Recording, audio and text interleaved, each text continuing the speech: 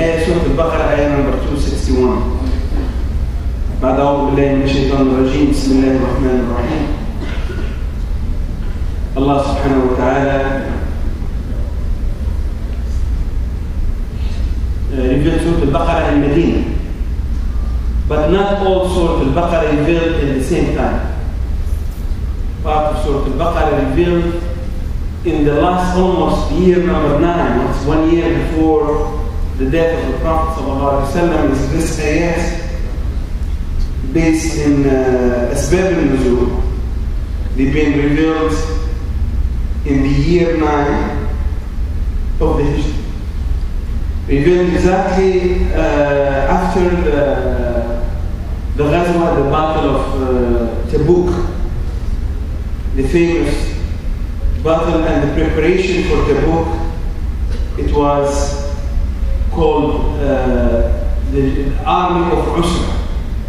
The Army of Usra or Jaysh al-Usra, it's a special, very special army that's being prepared to protect the Muslim states from the north.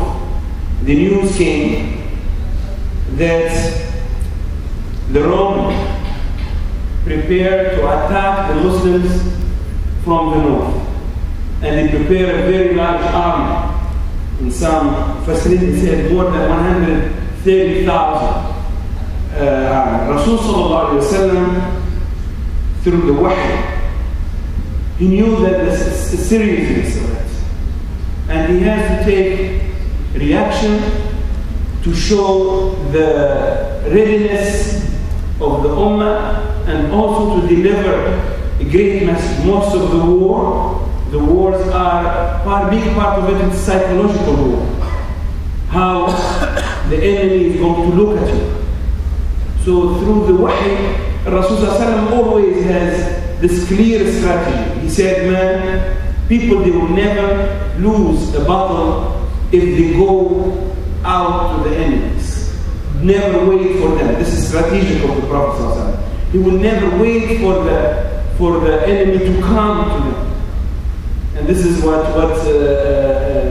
his strategy, that you have to go out and face them. The only one time he thought he wanted to change it in Uhud.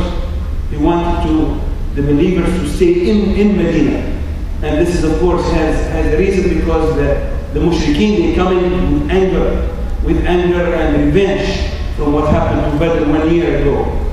So Rasulullah was only time asking to stay in Medina, but the young Sahaba, they want to go outside. So in this Ghazwa, Rasul sallallahu with all efforts tried to encourage the Muslims to support this army. And they started going to the tribes around Medina and they asking people to spend to support this army, because it's to defend the Ummah. And all the battles of the Prophet ﷺ, all of them, almost all, it's to defend the Ummah, to protect from the outside enemy. Look at Badr, at Uhud, at Al-Khandaq, at this Ghazwa, Ghazwa Hunayn, all of them, they have, it's to protect. They never attack people that they didn't plan to attack them. So the Romans are preparing in the north. Rasulullah said it was hard time, it was very, very tough situation. He said, whoever support today, this what you do, you spend today, is going to make difference in the future of Islam. Without thinking, Abu Bakr as-Siddiq, radiallahu anhu, he brought everything that he has, all his money, all his savings. It's not the first time. Abu Bakr as-Siddiq, radiallahu anhu, he is always bringing whatever he has given to the Prophet ﷺ, without since the Mecca. Abdul Rafaa ibn Auf, radiallahu anhu, and Uthman ibn Affan, both of them, they spent a lot of money. We'll give you some idea what Uthman ibn Affan did in this critical, important moment. And this is when you know the people who can make difference in the life of the Ummah. When it needs, you find the men, the people who come and stand up. What he did, the Sirah, the books of Sirah, he said his pen, he sponsored 300 camel. And he paid 1,000 dinar. I spent some time yesterday trying to understand what's 1,000 gold dinar equal to our money today, especially after the raise of the gold lately. So the one dinar, gold dinar, is 4 grams of gold. How much is a gram of gold? Anybody? You have to know the gram of gold because of the zakat these days, because of the nisab. 1 gram, not 1 ounce. 1800 1 ounce divided by 28. Anybody calculate? Divide 1800, this is the new price of gold, divided by 28. 28 gram in every ounce. 70? $70. Means 1 gram, $70 of gold these days. Wow. Every dinar equal to 4 grams. So 70 times 4. 280 times 1,000. 280 times 1,000. It's $280,000. This is what Uthman ibn Affan, with their time and equal to almost $250,000, he bring it to the Prophet ﷺ. And what Uthman ibn Affan did, changed all changed the game and changed the history, as we're going to see. So he prepared thousands of people, of soldiers to protect Islam.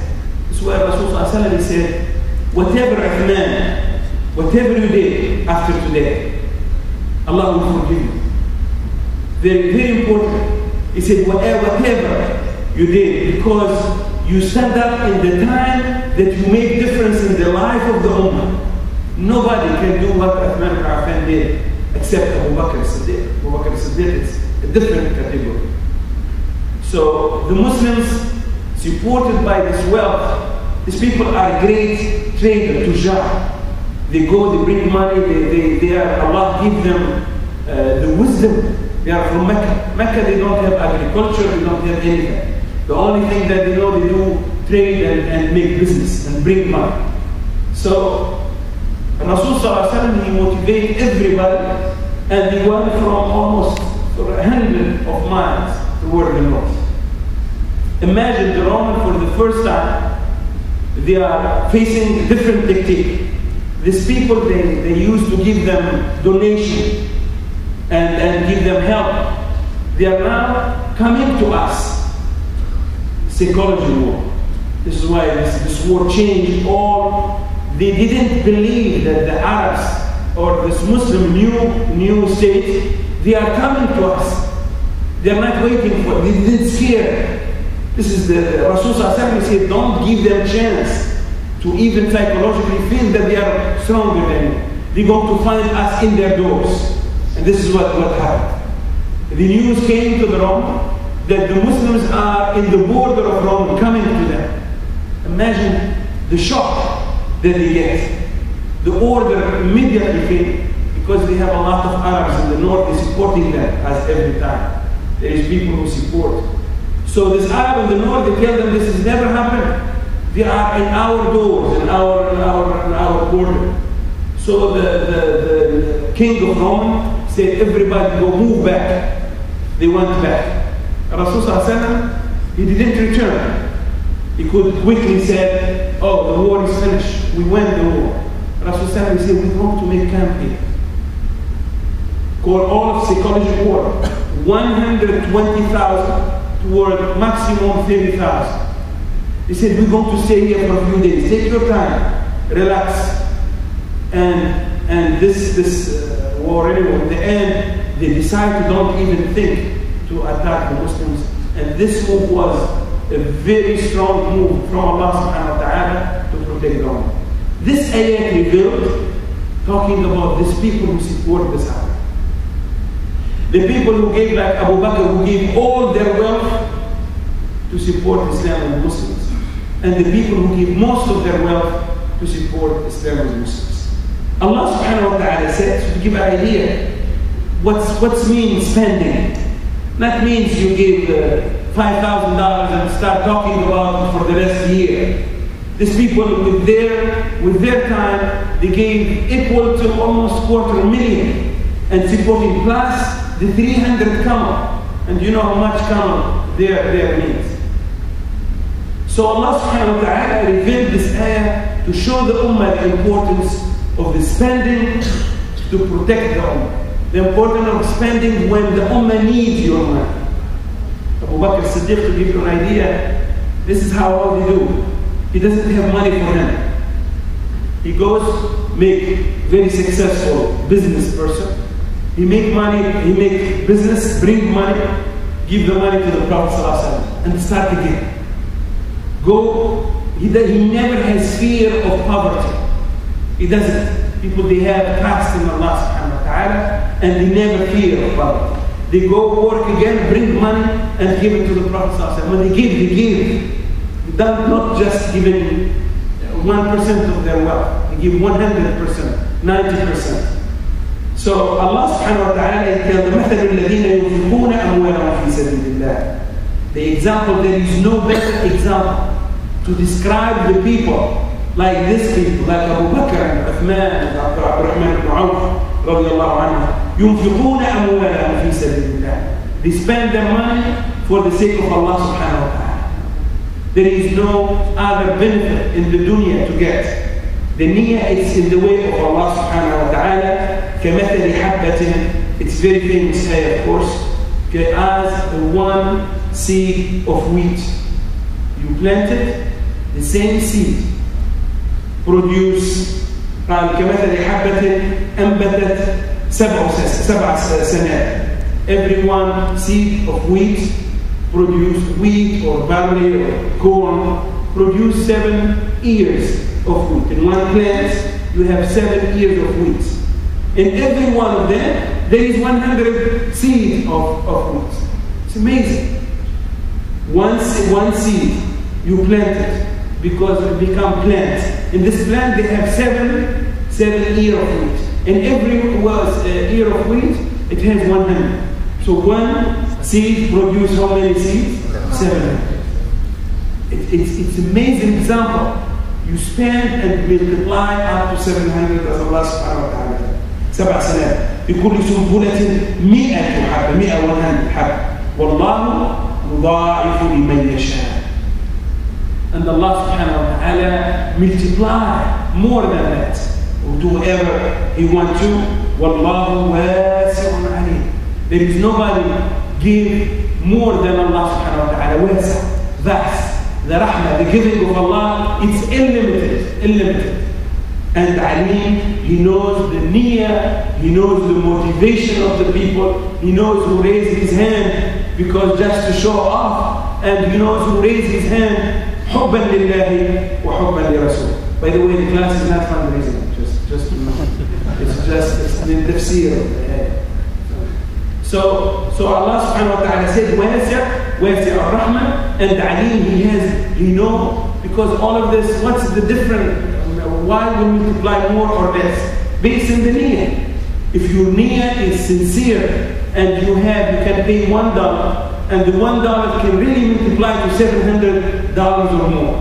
Based in your niyyah, in your sincerity, and based how much ikhlas you have in this sadaqa or this donation that you gave.